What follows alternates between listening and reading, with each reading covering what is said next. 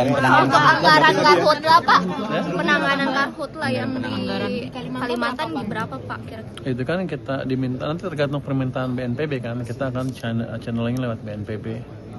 Tapi dari BNPB-nya ada kisarannya berapa tuh Pak? Kisarannya Pak? Belum minta, tapi kita sediain, kan mereka punya 5 triliun.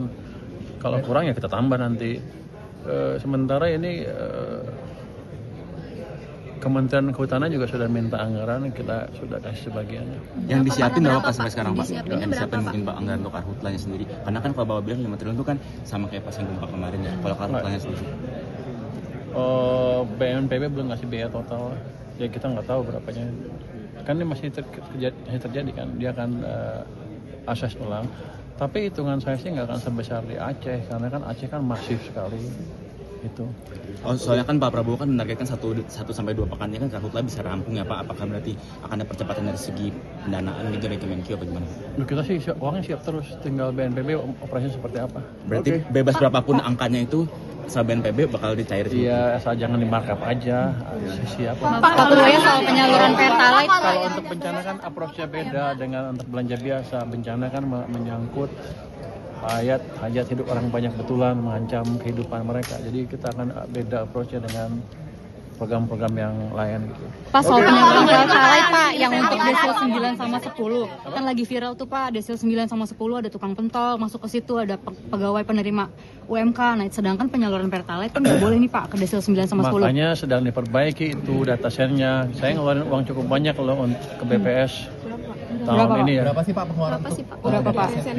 Jadi data sen sama sensus itu kalau nggak salah hampir 7 triliun lebih sedikit ya. Ya dengan macam-macam ya, cukup banyak termasuk ini BPS. Jadi mereka minta waktu awal-awal tahun ya, penambahan anggaran kita penuhi untuk memastikan data setnya bagus. Jadi tahun depan harusnya sih akan lebih baik. Kalau salah 1-2 kan biasanya selalu ada kalau di survei ya. Tapi saya harapkan tahun depan udah lebih rapi. Tapi kan sedangkan si penyaluran Pertalite ini mulai resmi di tahun ini kan Pak untuk pembatasan di desil 9 sama 10. Nah ini maksudnya gimana nih Pak? Untuk lebih tahu dari saya. Sempat ada di berita Pak dalam waktu kurang lebih bulan-bulan ini. Kita lihat kondisi seperti apa ekonominya dan masyarakat. Tapi kita semua siapkan sistemnya. Nanti kalau udah siap ya udah kita jalankan. Tapi kalau yang gitu kan pasti nggak semuanya kan, dengan beberapa orang ya kalau ada masalah ya kita let's say belum sampai data set yang baru keluar, kita akan handle case by case ya. Kelahiran yang di luar Vaskes dilaporkan oleh kepala desanya ya, bersama orang tuanya ya ke bisa ke Vaskes setempat atau langsung ke Dukcapil setempat sehingga bisa langsung dikeluarkan akte kelahirannya juga. Sama nanti surat edaran itu saya akan jadikan satu juga dengan data kematian. Jadi kalau ada kematian yang terdaftar, ada juga yang langsung dikubur, kemudian nggak terdaftar. Kita perlu juga data kematian. Ada yang dilaporkan tidak. Nah, nanti saya minta dalam surat edaran itu juga melaporkan data kematian warganya. Karena yang paling tahu di depan lah Pak Desa. Masih. Terima kasih. Platform yang penting, fondasi datanya adalah dari data Dukcapil. Karena di Dukcapil ini ada setiap hari masuk data dari Dukcapil seluruh Indonesia 514, ada yang lahir, ada yang wafat, ada yang pindah pekerjaannya dan lain-lain, pindah alamat ya, jadi 290 juta lebih penduduk Indonesia sekarang itu 97,8% sudah terekam biometrik wajahnya, tangan fingerprint dan retina. Nah data ini tentu dapat dimanfaatkan oleh banyak pihak, terutama oleh pemerintah.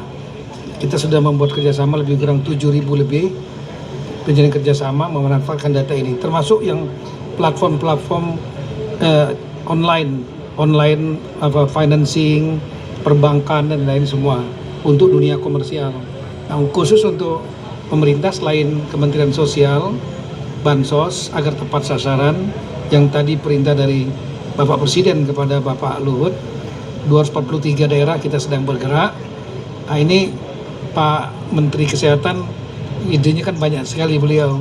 Nah, bagaimana Pak Tito kalau kita bikin akte kelahirannya sistem di Dukcapil yang punya data lengkap masyarakat Indonesia digabung dengan sistemnya beliau, data sehat, satu sehat, diintegrasikan supaya setiap anak yang lahir langsung diberikan akte kelahiran. Saya bilang sangat bisa sekali dan sangat mendukung sekali. Dan itu akan satu mempermudah layanan publik masyarakat. Ya, masyarakat nggak harus sana kemari untuk ngurus akte kelahiran. Yang kedua, tadi bisa memutus pungli-pungli.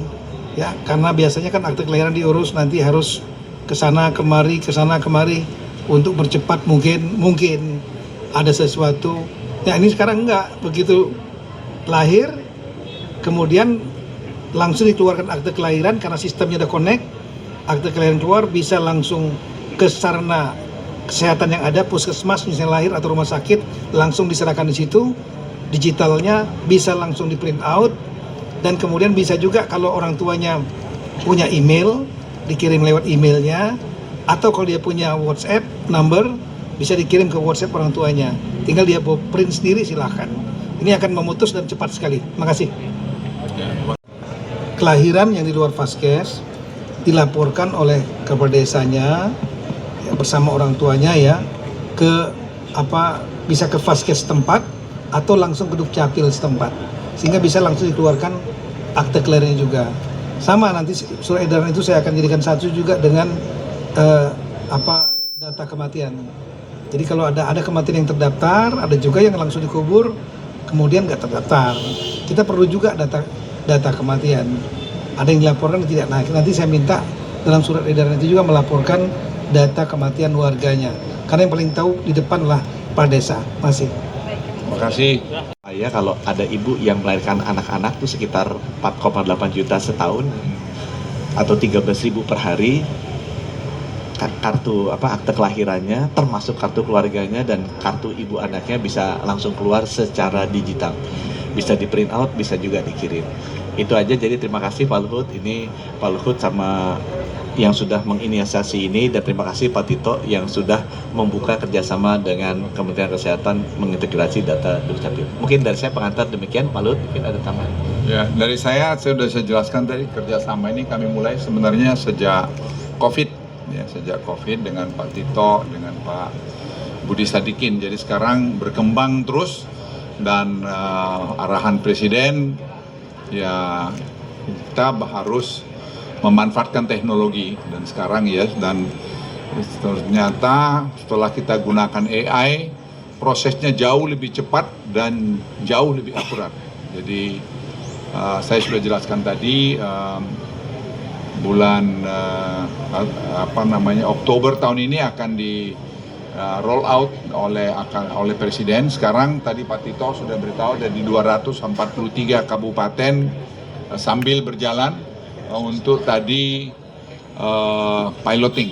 Jadi sekarang dari 514 kabupaten. Jadi saya kira semua masih sesuai target, dan saya mohon dorongan dari teman-teman media karena ini untuk kepentingan nasional kita, dan Presiden juga sudah merintahkan untuk kita gunakan digitalisasi yang disupport oleh AI.